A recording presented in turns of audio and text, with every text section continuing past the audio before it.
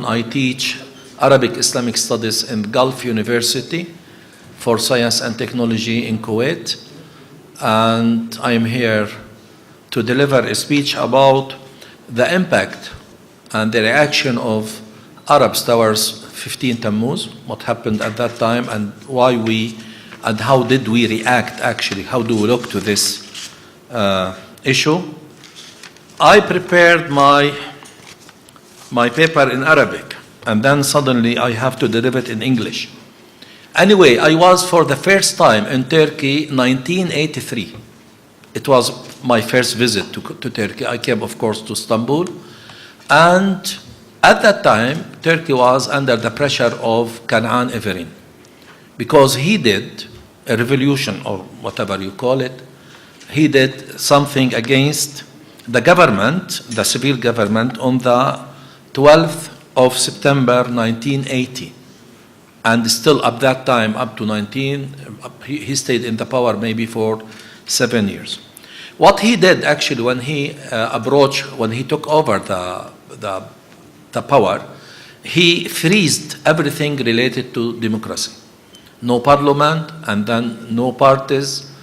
And the amazing issue that those people who took over everywhere, anywhere in the world, they have the same principles, and they use the same tools, and they want to approach the same goals. Therefore, for any taking over, it is not just, the danger is not only in that country in particular. It didn't affect only the people who are living in Turkey. It would affect also the people who are living surrounding Turkey, or have this relation between Turkey and other countries. Because those people actually, when they did their movement, they want to stay in the power forever. And therefore they try to change everything towards this goal, which means that they are going to close all the doors of speech. No addresses, no freedom of speech, no media, or no free media. And they practice something which make people watch themselves, like a self-control. Be afraid to talk, be afraid to speak, be afraid to listen. Because sometimes, as we say in Arabic, even the walls has ears. Maybe somebody will deliver what you said to those people. When the invasion or the taking over last time happened in Egypt, the people of Turkey, I'm not talking about the government, the people of Turkey, according from what we observed from Arabia, from our side, they were against that movement. And we believe that it wasn't just because they were supporting a party in the government, which called the Brotherhood. We don't think that there was any intention of the Turkish to support the Brotherhood movement, but they have intention to support the democracy, because they have, unfortunately, a long history with the dictators. The dictator himself will die one day, but his principles and impact and influence will go for a long time, because during his period, he will create more and more. It would be like a school of al-munkar. I don't know how to put it in English, al-munkar. I don't think that there is the forbidden. It would be like a school of forbidden, how you teach people to be bad. And then it would affect everybody surrounding you and others. And those people, they like to divide the nation. Because if the nation is united, as we see here in Turkey, in the 15th of Tammuz, we see the mass, the government, and the oppositions working together against the movement, because their intention is the democracy, not this person or that person. In Arabic we say, al-inqilab rahimun bayna ahli, which means that those people who do the invasions or taking over or against the democracy, they became like a family, and they support each other from North Korea up to South Africa. Sometimes they will support each other, and they will do whatever they can do actually to look to it from their from their intention and from their interest. And the president at that time, or the leadership, will become like God. And whatever this leadership does, it would be accepted, and nobody can complain. Nobody has had the right even to say that this is wrong, or we can do much better. And they do according to a strategy, which we may put it as the strategic minorities, which means that they need less people to have more power, and in this case they can control the whole. They have the effect of those people above those people, and then those people will control the others. And this will remind us about the Middle Ages in Europe, when the king is the state, and the state is the king is the law, and the law is the king.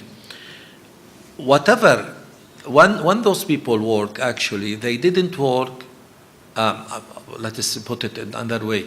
When they will be like a school teaching others how to approach their points with power by taking over. And Allah mentioned that in Al-Quran Al-Kareem in Surah Al-Ma'idah. He said, من أجل ذلك كتبنا على بني إسرائيل أنه من قتل نفسا بغير نفس أو فساد في الأرض فكأنما قتل الناس جميعا. If a person killed one person without reason, without justice, as if he killed everybody, the whole humanity. And opposite to that, وَمَنْ أَحْيَاهَا فَكَأَنَّمَا أَحْيَا النَّاسَ جَمِيعًا. And also those who give life or support people as if they are giving.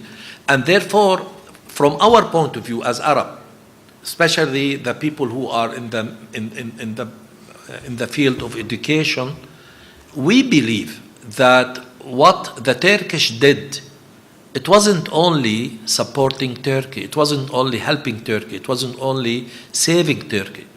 They give us and every nation a lesson today how a nation can work together as a mass, as people in the power and people in the opposition, how they can protect their democracy by working together as one hand, instead of that everybody will say, okay, mashallah, it is my time now to take over and to take a share of what is taking a place. People, we believe that the Turkish people, they did a good job, because what is, in my opinion, what is more difficult than a dictator is the indirect dictator, the person who will work in such a way that he has a mask, he will smile in the face of the people. Yes, he has election, but everything is fake. Everything is not correct, as we see in some of our countries. Therefore, here we have 2 points. One point, that as you see, some of our regimes in the East, before even the dark of night, before the sunshine of next day, they put in their media that those people success and the government went away and no democracy anymore in Turkey, which means that those people were waiting for such movement to explain, or not to explain, to excuse themselves about what they are doing in their countries. In Lebanon, we don't have in Lebanon such movements, but we have worse than that.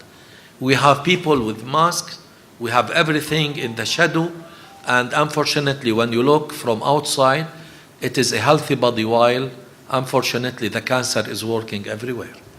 And this is very bad in individuals, for the individuals, and definitely it is very bad also for others. I believe that somebody during history is working in such a way that we have what they call it, a plant or seed cells, and they don't mind to wait for 10 years, 20 years, 30 years, maybe 100 years, and suddenly you'll see those people came and they approached and they took over. during our history we face a lot of problems, but still I believe that the hope is there. As far as we understand, we may lose by democracy for the short time, but definitely we are going to gain for the long time. Thank you very much.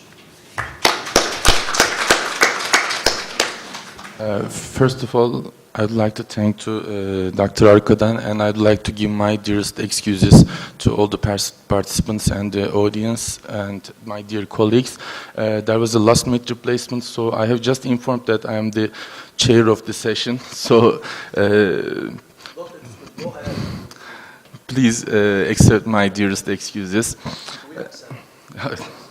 Thank you. I missed your representation, but I'm sure we're going to have knowledge after the session. I'd like to thank Dr. Arkadan for his representation again. Next, Dr. Donnelly is going to give us information about the July 15 failed coup attempt and its effects for Turkey's policy towards Africa. We would like to hear his representation. You have 15 minutes. Thank you. You'd like to have a little more? Use your, you can. No, there's no problem. You can use more than. Please have this one.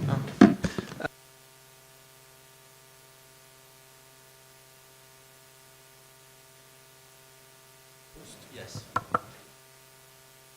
No, this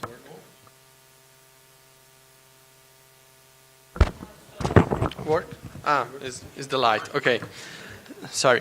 Good afternoon, and first of all, I would like to thank you, all the organization committee and staff, for inviting me to address this speech in such a beautiful place. I present also myself. I'm Federico Donnelly. I'm a researcher and teaching assistant in University of Genoa. Genoa is an Italian city, and I'm teaching foreign policy, comparative foreign policy. Among my research, I'm working a lot on the rising power, the rising powers in Africa, and specifically during last 4 years, I use Turkey as my case study. So today, I would like to touch some points of the Turkish policy in sub-Saharan Africa, and I would like to focus only on the three parts because we have not a lot of time. I decided to divide my presentation in three parts. In the first part, I will give you some of the main landmarks of the Turkey's opening and rapprochement towards Africa. In the second part, I try to explain how some of the future that make Turkey as a non-traditional hybrid actor in Africa. And finally, we have to consider the implication of the July failed coup on Turkey's agenda in Africa. So this study is an ongoing research, so not all the answer I not have all the answer right now and many other questions, but I would like to try to answer to two research questions. The first is that how was the role of the non-state actors in Turkey's policy in Africa, and how this role can change after the coup attempt.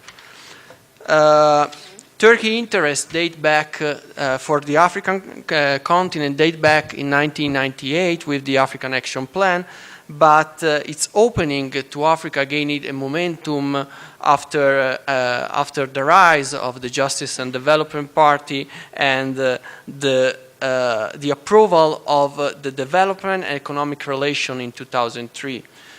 All efforts promoted by Turkey state led to appointment of observer status and after that of a strategic partner in 2008 of the African Union. And during the same year, Turkey tried to organize the first Turkey-Africa Cooperation Summit. This is something not new. This is something that all other emerging powers try to do with African countries, for example, China. But also in this case, we have something new. That's the involvement of not only of ministries and state agencies, but of the civil society organization. This is something, for example, if we compare the China involvement, there's no. So this is something new in Turkey's approach. So initially, we can say that, just to summarize, that Turkey operated in Africa like the other non-traditional player, like China, India, and Brazil, in the field of economic development and humanitarian aid, with minor concern for political issues. Later, the role assumed after 2011 with the Somali crisis changed also the role of Turkey in Africa. The role assumed by the Turkish state in Somalia pointed to a shift in its focus to the political issues of an aspect and crisis and challenges of the regions. So Turkey assumed a more political responsibility mainly in the Horn of Africa, and this shift had made what some scholars call a hybrid non-traditional actors. So why we can consider Turkey as a hybrid non-traditional actors? Because Turkey mixed and combined both the approach of the traditional actors like European Union countries, United States, with that is based on a strong political perspective, with the economic trade perspective and humanitarian perspective of the emerging powers. So the last step with this summarize is 2014, when Turkey launched the new agenda for Africa, is the Turkey-Africa Partnership, and this new strategy would further facilitate the consolidation of the relation and of the African ownership and the African issue under the famous motto of African issue require African solution. Okay, so to conclude this first part, I would like to portray a general of the landmarks of Turkey's opening, and I would like to say that also Turkey tried to portray herself as an active partner for development assistance and for humanitarian aid, following a South-South cooperation. Even though Turkey doesn't consider itself a global South country, he adopted an horizontal dimension of relation with the African countries. This is very useful to create what is called the trust building, okay? So in the second part, I would like to say what distinguishes Africa, okay? And it's important to understand the implication of the failed coup. Turkey political activities in Africa were immediately distinguished by the simultaneous involvement of a civil society organization. What I mean for civil society organization or non-state actors. Non-state actors are all the actors that are not state, of course, but in this case, in my study, I consider NGOs, charity foundation, businesses association, also municipalities that works a lot in Africa, for example. Particularly in sub-Saharan Africa, Turkey engagement has been characterized by a multifaceted nature. It has built major infrastructure projects, provided humanitarian assistance, financial scholarship, offered military training, facilitated political dialogue, supported institutional capacity, and given budgetary aid. Alongside, the Turkish NGOs started to play a vital role in providing humanitarian aid. So what happened? This policy is linked with a theoretical framework that in diplomacy study we call a multi-track. Multi-track means that the states can not only operate on the government track, so the state, the official track that is called track 1, but we have many tracks, and for each track we have a dimension. For example, the business dimension, educational dimension, civil society dimension, religious dimension. So this is why we call multi-track. In Turkey's case, the multi-track also corresponds to some of multi-dimensional approach and on the ability of operating at the different levels and on the different fronts, from official diplomatic relation with international and regional organization to transnational relation or people-to-people relation. So such approach is particularly visible towards sub-Saharan Africa and in the Horn of Africa, where the opening and the strengthening relation of Turkey with the African countries follow a framework or an agenda in 4 steps. The first step is the opening of school. The second step is the strengthening business relation. The third step is opening fly with Turkish Airlines. And the fourth step is to open embassies or consulates. Okay? So all these framework can show you how Turkey state outsourcing in its opening toward Africa to some NGOs and civil society organizations. Okay? Among these civil society organizations that operate in Africa, we also have FETO that operate in Africa since 1994.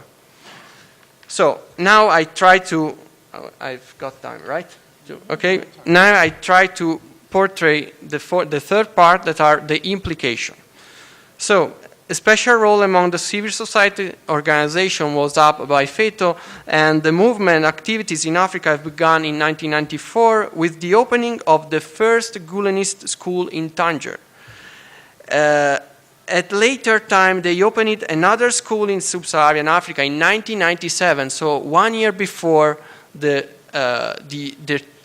official opening of Turkey relation with sub-Saharan Africa. They opened a school in Senegal, followed by other schools in Kenya, Tanzania, and Niger. Since then, the movement was at the forefront of educational projects in whole Africa, and before the failed coup, we have around 110 schools, Gulenist schools in sub-Saharan Africa. Among these, we have also a university in Abuja that called the Nigerian Turkish Nile School University. An important aspect, I think, to understand is that the name of Fethullah Gulen and the movement never appear in the name of this school. Never. We have a different name like Star International in South Africa, like Academy in Kenya. We have Group Scholarly Safak in Côte d'Ivoire. We have Neyashi, Ethio-Turkish International School. So we never find the word of Fethullah Gulen. This is very important because when we consider how now the Turkish state have to make a pressure in Africa to shut down and to close all the schools, all the businesses, associations, we have to consider that it's not easy to find. It's very ramificated. There is strong networks in the whole African countries. So, before conclude, I just want to say that, of course, currently presence of FETO and FETO cells in sub-Saharan Africa is a real threat for Turkey, but at the same time, I also, maybe I'm too much optimistic, but I also consider a good challenge and opportunity for the Turkish state. Why? I try to summarize this idea in three main reasons. The first one is that I think this is a good opportunity for Turkey to implement and develop its own comprehensive strategy for Africa. Because until now, Turkey has no comprehensive strategy to Africa. Turkey tried to relate itself with a single country, almost a small region, for example, the Horn of Africa or the East of Africa. But I think that is better if it will adopt a more comprehensive strategy. The second element is that is an opportunity to implement its own instrument of foreign policy. For example, the Marif institution, the Marif Foundation, that want to take all the Turkish schools in the sub-Saharan Africa and also in other regions, is an example of how to implement its own instrument. And finally, they have to improve their knowledge of the African countries. Okay, so this means that Turkey, I think, should invest on the university courses, conference with the subject of Africa, because I think that the better thing is for the mutual trust is the mutual knowledge. So I think that I'm in the 15 minutes, so I can conclude. No, I just have the conclusion of my, this is, as I say, an ongoing research, but at the midterms, another important aspect is that what African leaders think about the pressure that they receive from Turkish state. Despite Turkish government, particularly the Turkish president, has received an increasing expression of solidarity from the African leaders and also from the African people, we have to consider that all the African leaders do not accept the pressure from a foreign state, not only from Turkey. So I think that Turkey should move with more wary approach toward the other African leaders, the other African states, without pressuring excessively. Otherwise, the main risk is to jeopardize the goals reaching during the last 15 years. And if it occurs, Turkey may face a setback in its access to African natural resources, which make up the larger share of Turkey's imports from the continent. And more important, a breakdown in diplomatic relations could affect access to African markets for Turkish product. So this is all. Thank you very much.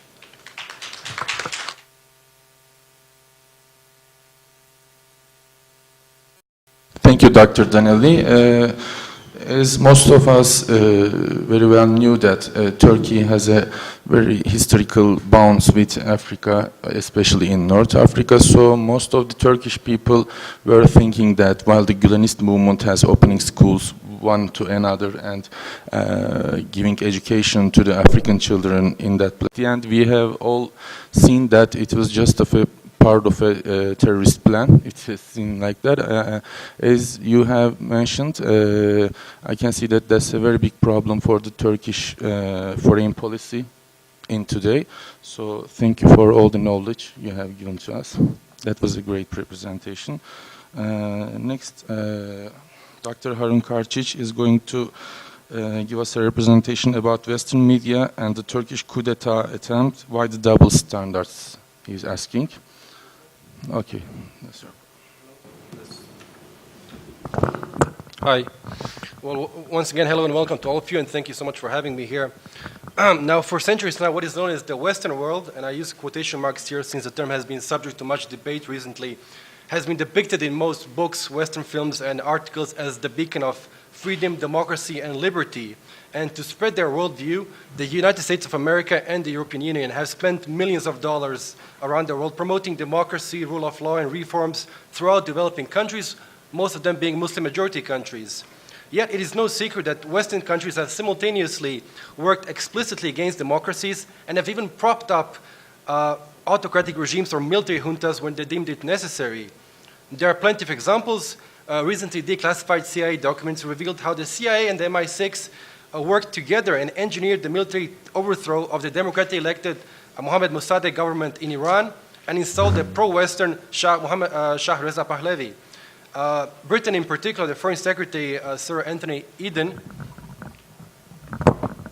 regarded Mossadegh as a serious threat to their strategic and economic interests after the Iranian leader nationalized the British Anglo-Iranian oil company, which is now known as BP. So they worked together to overthrow a man, and basically the Iranian monarchy that they installed was there to safeguard the West's oil interests. A similar case in point was seen in Egypt when General Abdel Fattah el-Sisi overthrew Mohamed Morsi, the first democratically elected president in Egypt in 2013. The Obama administration refused to call it a coup d'etat, opting instead to call it the removal of President Morsi. The reasons for such verbal gymnastics was to avoid using the term coup, since US laws bar, quote, any assistance to the government of any country whose duly elected head of state is deposed by a military coup d'etat or decree, unquote. So the role of Western governments in supporting, opposing, or simply tolerating military or civilian dictatorships is based purely on their vested geopolitical interests. So as far as the Turkish coup d'etat is concerned, it will take some 30, 40, or 50 years before CIA's and MI6 secret documents are declassified and we finally know the whole story of what happened on the 15th of July last year. Now, how the Western media covered this is particularly interesting. The Western media's coverage of the attempted coup featured some dramatic examples of bias and hypocrisy. The media coverage of the coup focused not as much on the perpetrators of the coup attempt, but on the allegedly authoritarian nature of the current political leadership of Turkey. A predominant part of American and European media outlets showed serious signs of failing objectivity in the early hours of the coup attempt.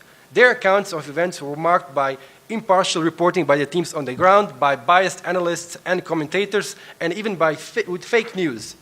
They quoted statements from Western government officials statements that were ambivalent, to say the least, and at times even encouraging to the perpetrators. On the other hand, statements coming from Turkish government officials, were reported through low epistemic modality markers and even quotation marks, indicating that official Turkish government lines were taken with a pinch of salt. Another conspicuous aspect of Western media's coverage of the coup attempt was the victimization of coup plotters instead of their victims. Many articles written in the aftermath of the coup attempt were based on unrooted claims, anonymous sources and statements, and hasty generalizations. This type of victim reversal was later strategically used by some Turkey critics to undermine the reality of events on the ground. And once it was clear after the coup attempt, when the coup attempt definitely failed, many Western media outlets ushered in a conspiracy theory about President Erdogan's secret role in orchestrating the coup attempt himself so he can strengthen his own authority. Quickly, the Western press switched back to its dictator Erdogan narrative, which was developed over the past couple of years, particularly after the Gezi Park protests in 2011 or 12, I can't remember now. For instance, the Business Insider magazine website published an article titled, quote, Erdogan could use the latest coup attempt to further tighten his grip in Turkey. Again, the accent was on President Erdogan and not on the coup plotters themselves. And here are just a few examples of headlines that we saw immediately after the coup attempt. Michael Rubin wrote an article in the New York Post titled, Why the Coup Attempt in Turkey Could Mean Hope. And this was published at 6:59 p.m. US Eastern Time, which means when the coup attempt was still in progress. And then the New York Times had on its official Twitter account retweeted, quote, Erdogan's supporters are sheep and they will follow whatever he says. The Economist had a piece titled, Turkey's failed coup gives its president a chance to seize more power. Then the US-based Fox channel had an opinion editorial titled, Turkey's last hope dies, indicating that this coup attempt was supposed to save Turkey from something. And it went on to say in the same article that, quote, Friday night's failed coup was Turkey's last hope to stop the Islamization of its government and the degradation of its society. And then, of course, CNN had an article titled Turkey's beleaguered president, and so on and so forth. The BBC had a headline, Erdogan, Turkey's ruthless president. And then when the purge of the perpetrators started in a couple of days after the coup attempt, The Economist had another article titled Erdogan's Revenge. So the Western media seems to be absolutely obsessed with President Erdogan, which I'm still not able to figure out why. I was in Germany, was it last year, or 2 years ago. I came across a newspaper stand where there were about 5 or 6 different magazines.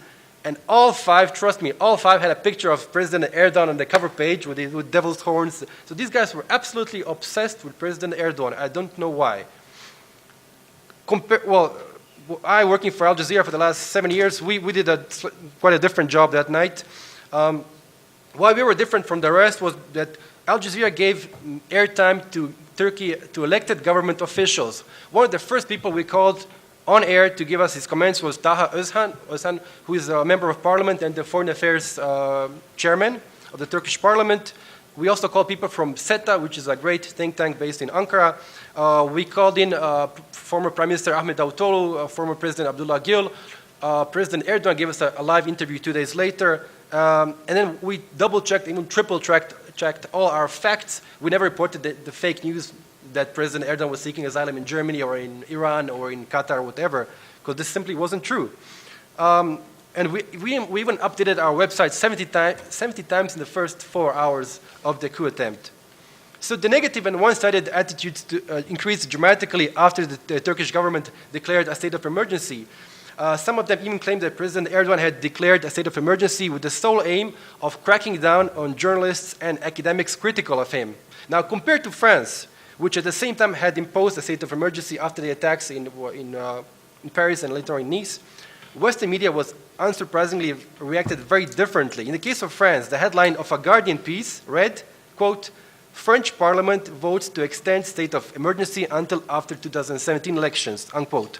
While the same newspaper, Guardian, when it comes to Turkey, had an article titled, quote, "Turkey's state of emergency worries EU as Erdogan promises fresh blood in military." Now, the coverage of the French situation gives the reader the impression that France is a civilized country, a civilized democratic country that abides by the rule of law, and where even drastic measures such as the state of emergency are decided through democratic means in a parliament.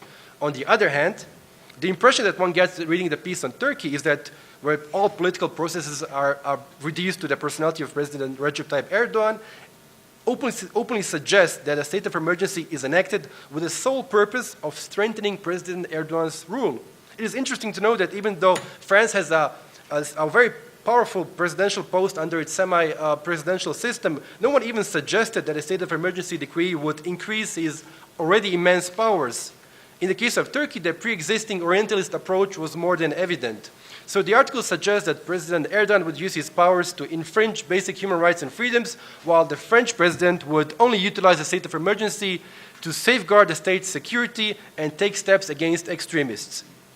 So in order to conclude, it's clear that democracy is the backbone of any free society, and replacing it with a military dictatorship can never be an acceptable alternative. The current Turkish government, despite all its shortcomings, and no government is perfect, not the US government, not the Bosnian government, not the Turkish government, not the Russian government, the AKP government is a democratically elected government and can only be replaced with another democratically elected government through the process of free and fair elections. The failed coup attempt in Turkey impressively demonstrated the victory of what is known as people power and of democratic will over the machinations of undemocratic forces, in this case, the Turkish military. Yet it is very difficult for me to understand why major Western media outlets avoided any mention of this crucial aspect as the crisis unfolded. The Western press followed, in my opinion, if not a very carefully neutral, then an openly pro-junta narrative. Even though the coup was carried out against a democratically elected government, many commentators on Western media outlets, such as retired General Wesley Clark, who appeared on CNN, seemed almost upset and disheartened that the coup attempt had failed. He, in fact, went on to criticize the perpetrators for not knocking out the communications, arresting President or killing President Erdogan and neutralizing military bases that were not on the side of the coup plotters. And past research has revealed that Western media outlets represent Islam and Muslims from a very ethnocentric perspective, considering secular values to be the only acceptable way of life. So it is not unlikely that religious practices and the political ideology of the AKP leadership played an underlying and crucial role in the coverage and framing of news regarding the coup. The AKP and President Erdogan have been portrayed as Islamists who reject Turkey's secular values. So this narrative has been the overwhelming theme in the coverage of most Western media outlets. On the other hand, on the other side of the spectrum, Turkey's military has always been depicted as the guardian of Turkey's secularism. This sort of opposing image has been promoted by Turkey's very own secularists and has been accepted duly and uncritically by many in the West. So the campaign of harsh and often unfounded criticism against Turkey has been evident in some Western media outlets since 2010 and 2011, and it seems to fit perfectly with Edward Said's conclusion in his book, Culture and Imperialism, when he speaks of, quote, the existence of an international media that invades insidiously an incomprehensibly vast land. So the matter of transforming different events in different places around the world into news and filtering them through Western lenses is in itself a form of hegemony. And thank you so much for your kind attention.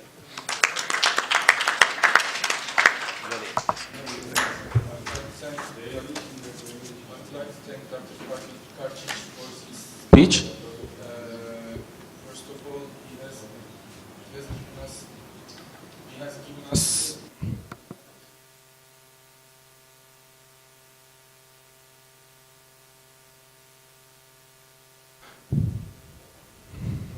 Okay. Okay.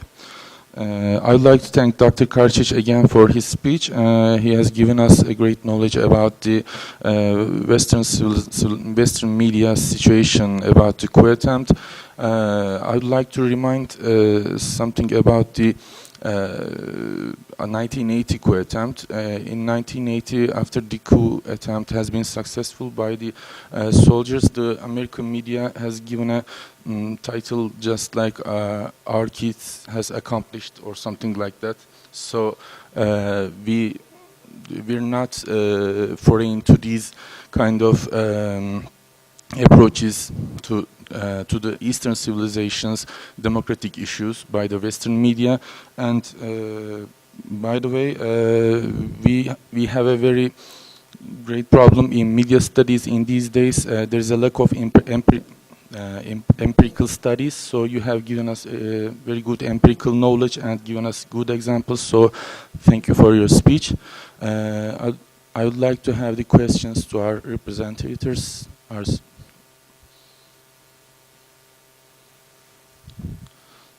Yes, please.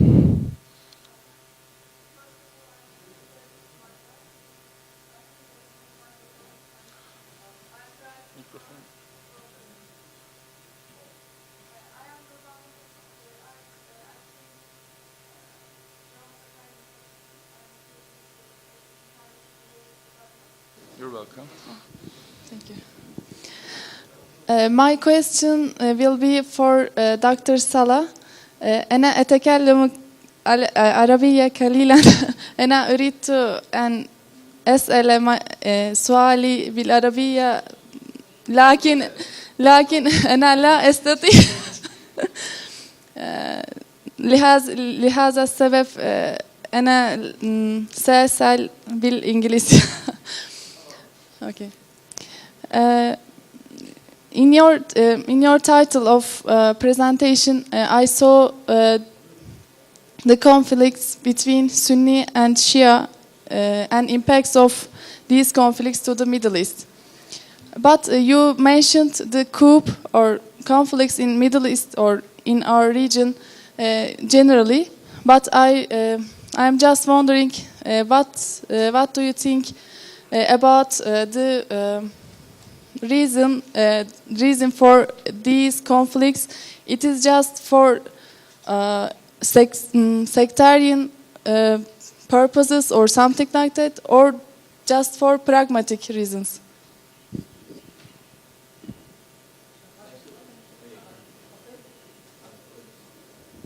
Thank you very much for your question. Politicians are able to use anything as an excuse, including the religion. When you return back to Shia and to Sunnah, you'll find that they are matching in about 95%. The fiqh of Shia is the same like the fiqh of Shafi'i. Same. There is nothing different. Then, as you see, we Sunnah towards Shia and the Shia towards Sunnah is like a person who is looking to a cow, a white cow, with a black point. And instead of saying that the cow is white, we say, look, there is a black point on that cow. I believe that it is politics. It is politics. I don't know how many of you know the history of Iran. Iran is a joke. Iran created by Holland, and they created it to be like an odd object in that body, which we call it the Muslim crescent. And the same they did later on the British with Israel. If you just imagine the map of the Muslim area on the Middle East, Turkey is like the head, Arabia is like the body of a bird, and then we have a wing in Asia and a wing in Africa. The wing of Asia being interrupted by Iran, the wing of Africa interrupted by Israel, the head cut by diverting it from Khilafah to Jamhuriya with a new identity, as if it is a new identity. Even the Ottomani language is not the same like the modern Turkish language. I mean, there is some differences between them, and they try to change the culture.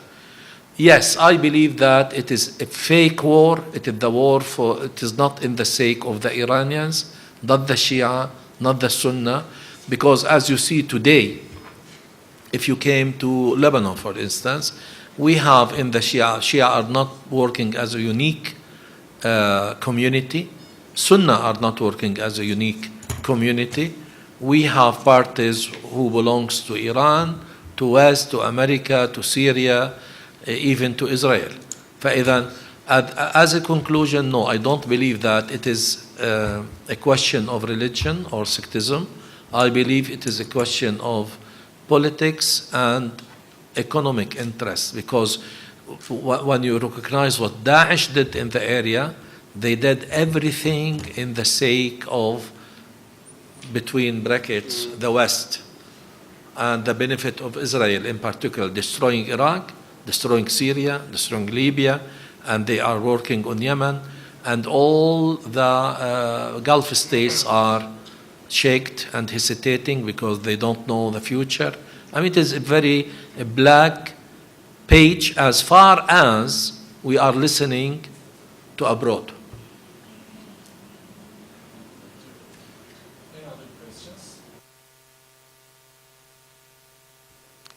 Any of our speakers would like to add something to their speeches or like to give another? Okay, thank you all. I'd like to thank all the speakers for their participation and contribution and give their